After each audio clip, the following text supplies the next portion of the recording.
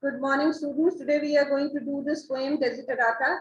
The word desiderata is a Latin word and the meaning is desired things. It is basically a didactic or an inspiration poem, you can see, right? So that means that it is going to teach you something, like teach a moral lesson. What is the meaning of didactic? Something which teaches you a moral lesson, right? So this poem Desiderata, it will teach you the way of living your life, the ideal way of leading your life, how a person should live his life in this world. That is basically discussed in this poem. As you have read that this poem was written by Max Ehrmann for himself, but this poem became very popular after his death. Right? And this is perhaps one of the most famous poems of Ehrmann. So the themes of this poem are positivity, right? The poem talks about positivity. You should always be positive, optimistic, and you should never lose faith in yourself. No matter what happens, no matter what difficulties, troubles, problems you face, but you should always have faith in yourself. If you want to lead a successful life on this earth. So let's start with the poem. Desiderata by Max Ehrmann. Go placidly amid the noise and haste, and remember what peace there may be in silence. As far as possible without surrender, be on good terms with all persons. Speak your truth quietly and clearly, and listen to others, even to the dull and ignorant. They too have their story. So this is the first stanza of the poem. In this stanza, the poet says that you should go placidly. Placidly means calmly, right?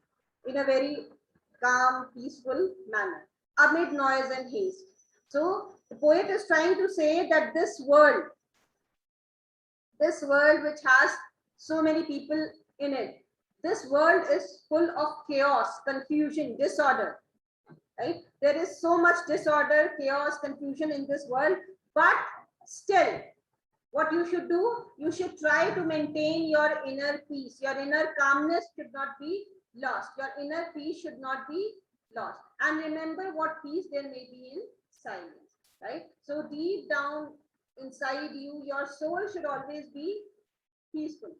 In spite of all the chaos, confusion, commotion which is around you, which is outside you in this world, you should always try to maintain your inner peace, right? You should not lose it. As far as possible without surrender.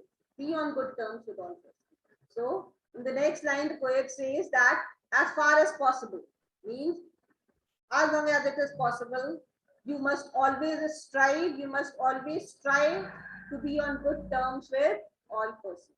You should always try to maintain good relationship with everyone, right? You should not enter into a quarrel, start fighting with anyone as far as possible. Now this word, this phrase, as far as possible, it means that here the poet is not asking you to surrender. He is specifically mentioning it without surrender. It doesn't mean that you should listen to everything and tolerate all the atrocities which are inflicted by others. If somebody is trying to hurt your self-respect, you should always revolt against it, right? But as far as possible, you should not be the initiator of any quarrel, of any kind of argument, right? So that is what the poet says, that if somebody is doing something which is against your principle, you have to say no, right? You have to raise your voice against it. Doesn't mean that you should become like a spineless creature. Whatever is happening around you, you are completely indifferent to it. That is not the meaning. Why? Because it has been mentioned that you should be on good terms.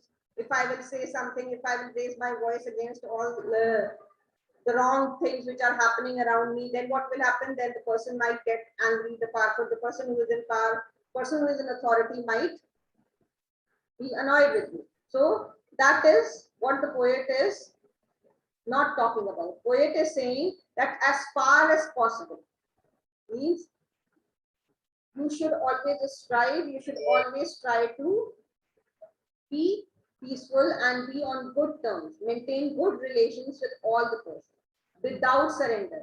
This line is important. Without surrender means, but you should never compromise. In spite of being on good terms with all the persons, you should never compromise with anyone. Right? Compromise upon your principles. Right? Your principles, your ideologies, your honesty is very important. Right? You should not go against those things to appease anyone or to make someone happy. Speak your truth quietly and clearly and listen to others. Then he says that you should not be very aggressive. Right? If you know something is not okay, if you see that something is not correct, you should try and give your opinion. Right? Should put forward your opinion, but quietly and clearly. But it doesn't mean that you become aggressive.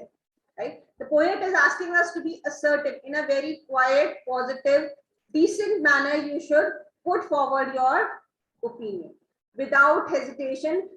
Means you should not hesitate in giving your opinion, giving your point of view. But you should also not be rude. That is what the poet is trying to say, that you should not be aggressive. Don't try to force your opinion or your point of view on others. But you should also not restrict yourself or hesitate from expressing your opinion. Speak your truth. Speak your truth means whatever you feel, whatever you want to say, you should always express quietly and clearly. Quietly and clearly means in a very quiet, peaceful, calm manner without being rude, and very clearly. Don't beat about the bush. And listen to others. And you should also listen to others. It should not be only one way, right? If you should speak your opinion, you should speak whatever you want to express, and you should also give this opportunity to others also. Others also should be given the right to speak, because that is their fundamental right, like you. If you have got a right to speak, others also have a right to speech. So they should also be given this opportunity to express their point of view, to speak their viewpoint about something. And then you should listen to it. Right? You should speak your opinion and you should listen to the opinions of others also. Even to the dull and the ignorant. They too have their story. So the poet says that even the people who are considered as dull and ignorant, who are not so smart, right? There are people in the society. See, the dull and the ignorant are always neglected. Nobody wants to listen to them. Right? Arey, what opinion he will have? Right? He doesn't think properly. He is a dull-headed person. So we say these words.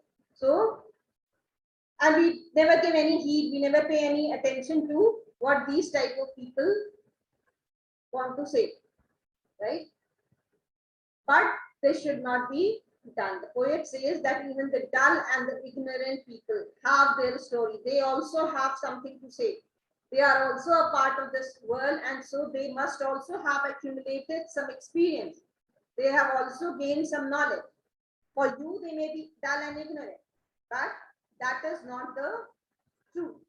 They also have their story, they also have their viewpoint, they also have something to say. So they should also be given the opportunity to speak.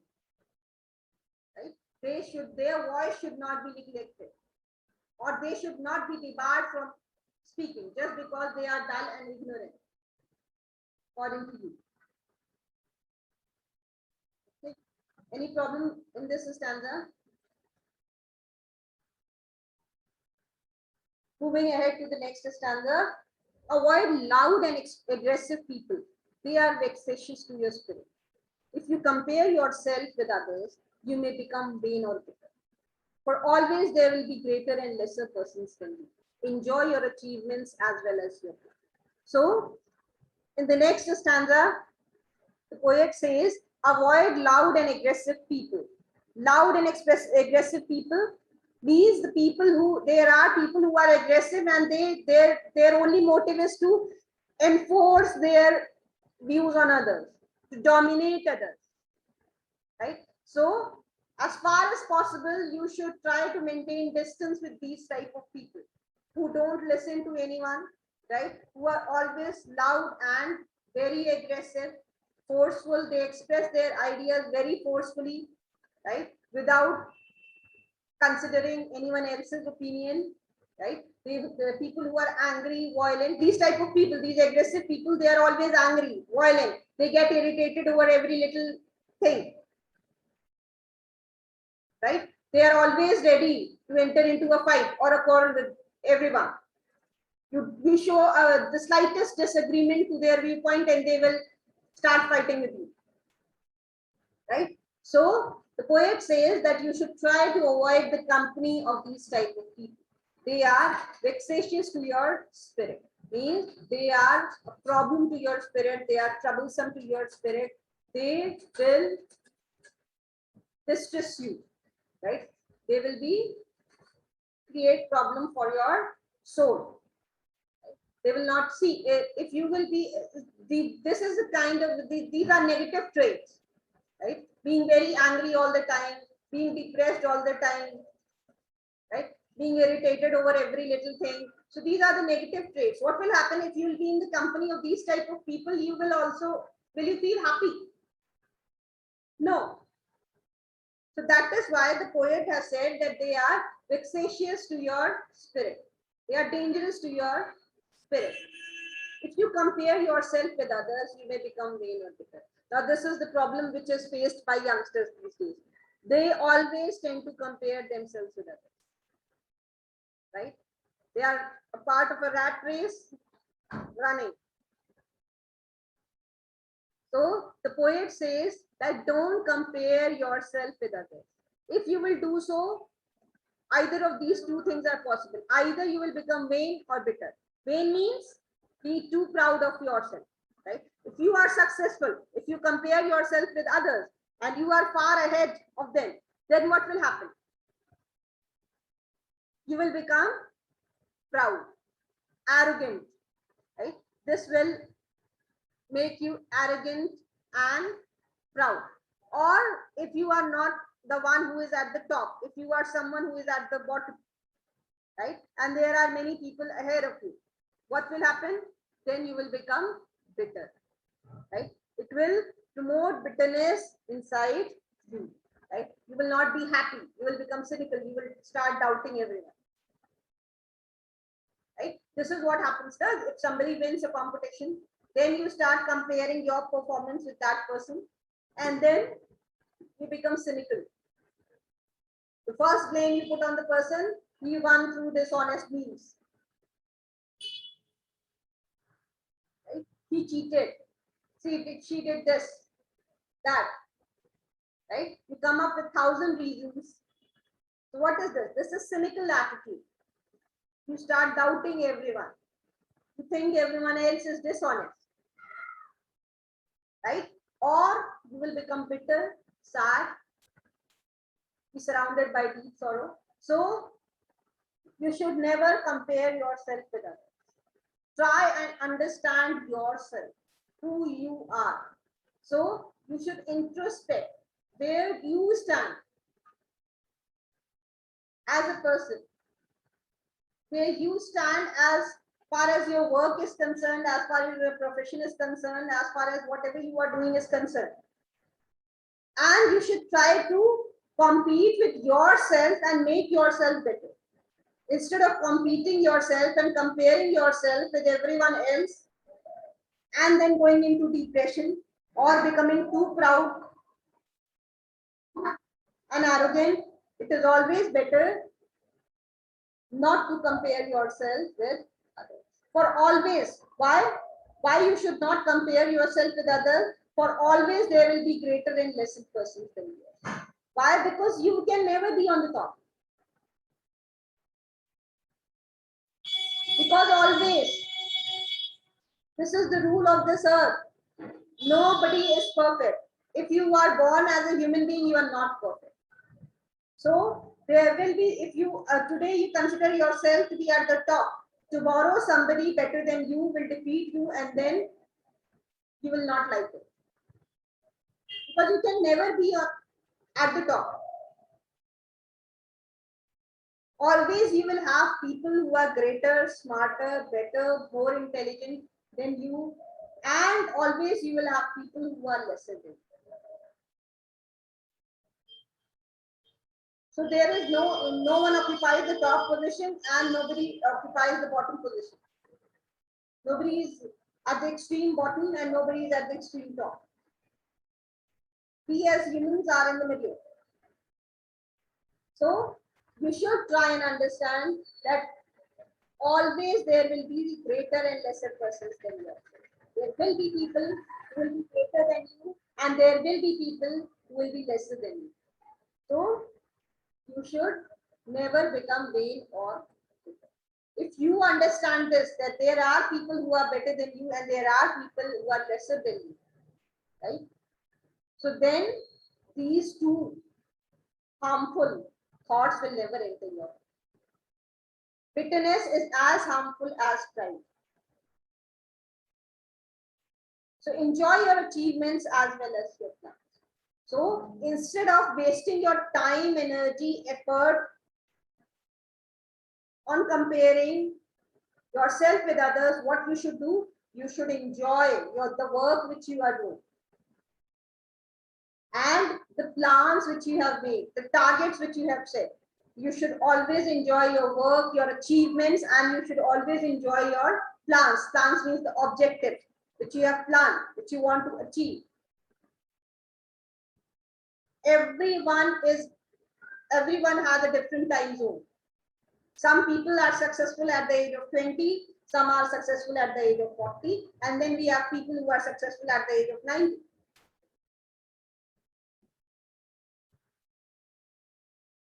Right? So you should never feel bad about your failures, and if you are not at the top, because comparison will make you feel bad.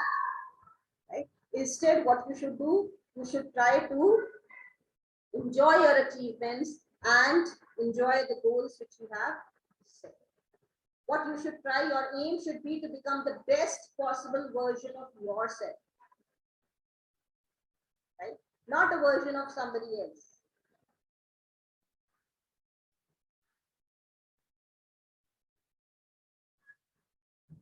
Keep interested in your own career, however humble. It's the real possession in the changing fortune system. Exercise caution in your business affairs, for the world is full of truth. But let this not blind you to what virtue there is. Many persons strive for high ideals, and everywhere life is full of hills. So, in the next stanza, the poet says that you should focus on your own career, right? In the last stanza, he talked about comparison. He said that you should not compare yourself with others. Why? Because the comparison will lead to either pride, that is vanity, or it will make you feel depressed. So you should not compare yourself with anyone. Instead, you should focus and enjoy on your plans and goals and your own accomplishments. Now, in this stanza, the poet says that keep interested in your career.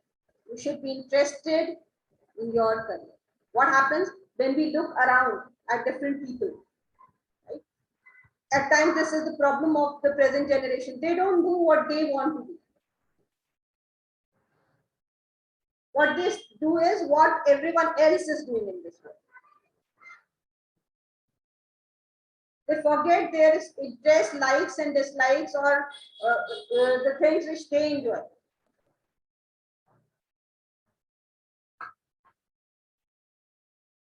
Everyone wants to become an engineer. Everyone wants to become a doctor. This was the trend. Now the trend is shifting slightly, right?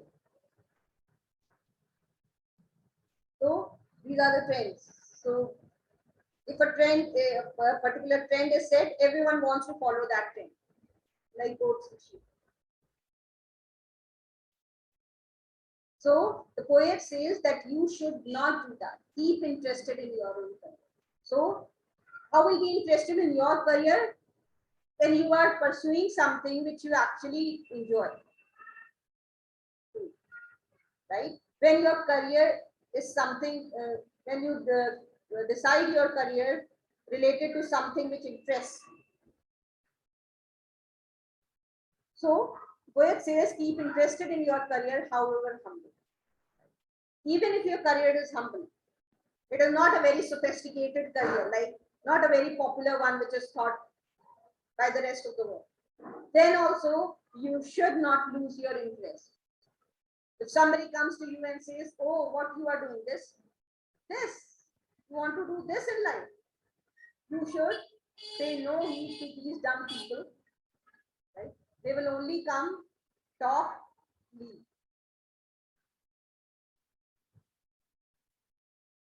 You should always be interested in your career, however humble it is. The only thing which you need to have is that you should be sure of yourself. If you are sure of yourself, whatever you are doing, sure of yourself and the work which you are doing, nobody can dissuade you. Nobody can sway you from your target and from your path. But we don't do these things. We start doing a particular thing, then 10 people, they come with their own suggestions. They pour down their suggestions on us, and then we become skeptical about what we were doing. We start doubting ourselves. We start doubting the work which we are doing, right? And slowly we lose interest. So this is what the poet is saying, that you should not keep interested in your own career, however humble, even if it is humble, right? So still you should be interested in your own career, your own profession, whatever you are pursuing. It's a real possession in the changing fortunes of time.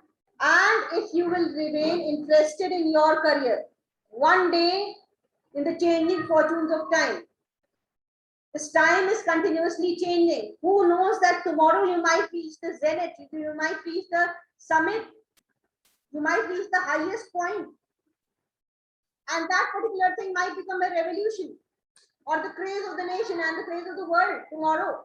Today, what is being thought to be as a humble career option.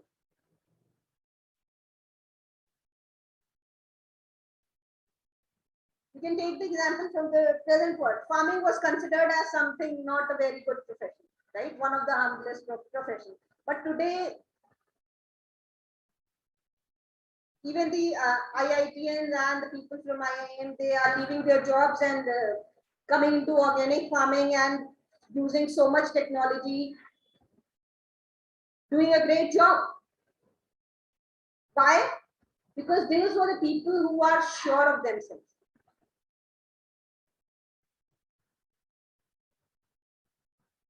Right? They must have also faced the same things which you will face today, right? Which everyone faces. They must have also been criticized.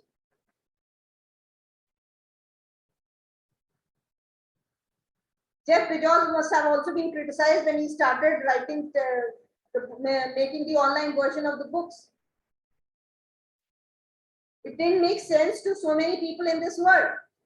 But today he is successful because he was not dissuaded by all these people, all these bunch of idiots who who don't have any other thing to do except giving suggestions. Right? Because he was sure of himself, he was sure he had his own plans, he was sure what he was doing. So it's a real possession in the changing fortunes of. So you never know that your humble profession today can become a great success tomorrow, and it will enable you, if you will not lose hope and if you will be consistent, go on working consistently, right? Then what will happen? Tomorrow you will definitely reach the zenith of success, right? Definitely you will be successful. There will be a day in your life when you will be successful. Exercise caution in your business affairs, for the world is full of it. Then the poet is giving the warning to the readers. He says, you should exercise caution. Means you should be careful.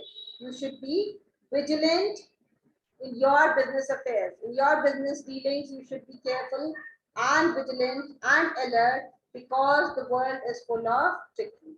There are so many people who will try to trick you, who will try to take advantage of you. The world is full of selfish people, tricksters, who will definitely try to use you for your advantage. And so you should be cautious of your business affairs, so that you are not deceived by these type of selfish people. But let this not blind you to what virtue is. But in spite of being careful, it doesn't mean that the world is only full of these bad people. In spite of the presence of these tricksters and all these frauds and the bad people and dishonest people, there are people who are virtuous also. The poet is saying that you should not become cynical about the entire world, that nobody is good, there is no goodness left in this world. You should not think in this manner.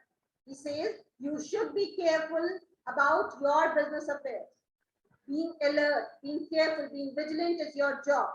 But again, you should not start doubting virtue itself. Goodness is also there.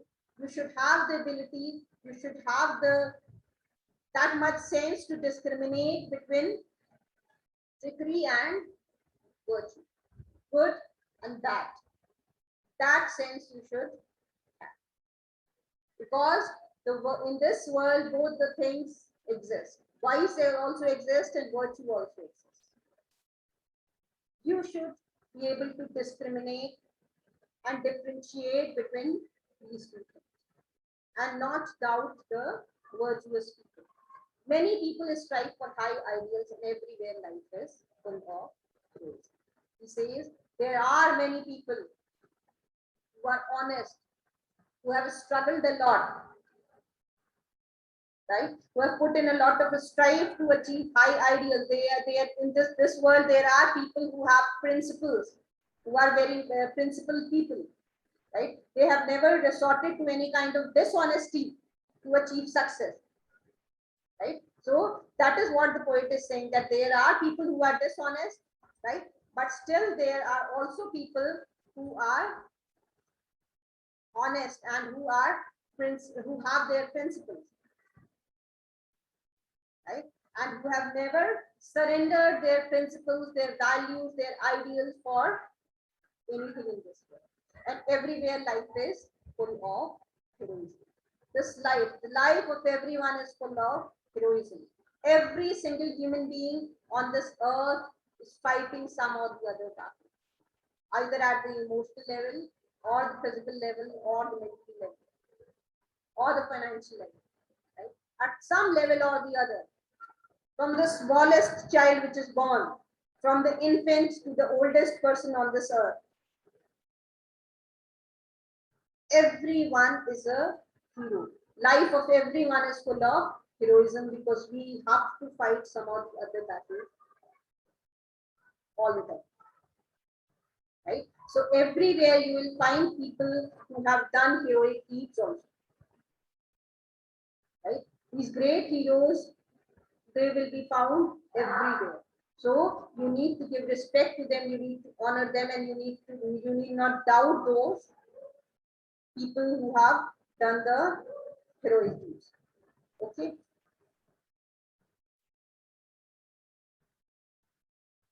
Be yourself, especially do not feign affection. Neither be cynical about love. For in the face of all aridity and disenchantment, it is as perennial as the grass. So the poet says that be yourself. Now that is important. Instead of being a second-hand version of someone else, be the original version of yourself. Right? But what we do, we try to imitate. I want to be like such and such person. I want my hairstyle like this particular creature. I want the physique like this particular hero, right? So we imitate, right? And what happens in imitation? We lose our individuality, our own identity. God has made each and every one of us unique. You are the one and only copy of yourself on this earth. But when we try to imitate, we become a bad version of somebody else, right? Especially do not feign affection. So he has asked us that not to use, the poet has asked us not to lose our own individuality, our own identity, and not to imitate others. Right? So why? Because there is a saying now that it is better to fail in originality than to succeed in imitation. Right? Failing because you are an original version of yourself, it is always better than being successful as an imitation. Neither be cynical about love. Then he says that you should not be cynical about love. Cynical means being doubtful, right? When you cynicism is when you uh, are doubtful of all the people around you and you think that they are dishonest, they are not loyal, right? The world is not a good place. People on this earth are selfish. So that is being cynical. He says that you should not be cynical about love.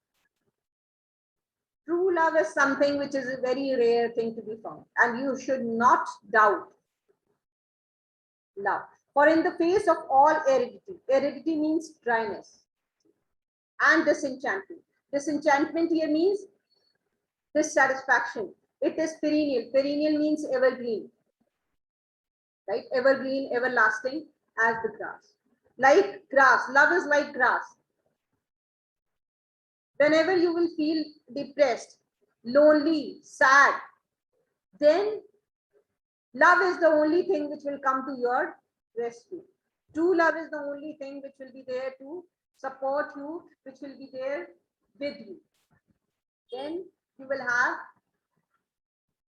nothing. When all the rest of the things will leave you, then true love will be in your life like the perennial grass. So which figure of speech has been used in this line? Simile. Simile, right? Love is compared to grass, right? Grass is perennial, right? It doesn't shed off leaves during the autumn season. So it is always there. So when you will feel dissatisfied, when there will be sorrow in your life, when there will be sadness in your life, when you will feel lonely, left out, then love will be there, which will come to your rescue, which will be there to support you, which will be there to help you come out of your sorrow. So that is why you should not be cynical. You should not be critical about love. Right? Have faith in love because that is the only emotion which will last. Then everything else will be lost. Right? Any problem?